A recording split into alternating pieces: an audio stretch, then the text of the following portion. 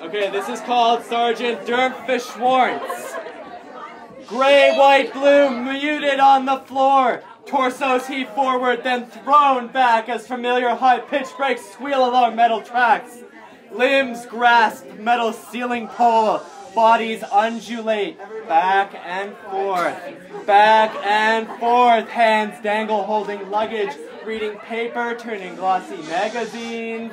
Hand on wrist, holding pink leather folio. Black full-length coats. Body sway, stand in the aisles, movable flesh poles. In the aisles, black-coated, movable flesh starts with a jerk. Sergeant Dermfish-Schwartz is looking down at me.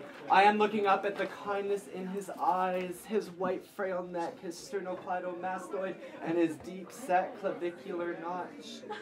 Blue eyes shimmering, a sea of teary water against the backdrop of soft, click clacking.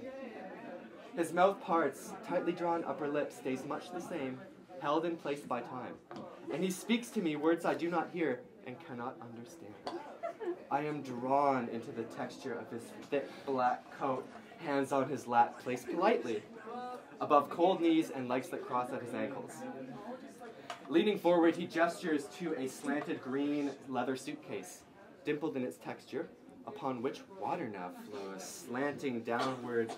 Drips rush towards metallic crease where both sides meet to part. As he points ivory pink fingertips, I begin to understand. His voice's volume rises, at first sounding like up-tempo, rough staccato beats, following contours of his suitcase and movements of his mouth. When beats pattern reaches zenith and crescendo, old man's lips pull back in a smile, and his words become clear.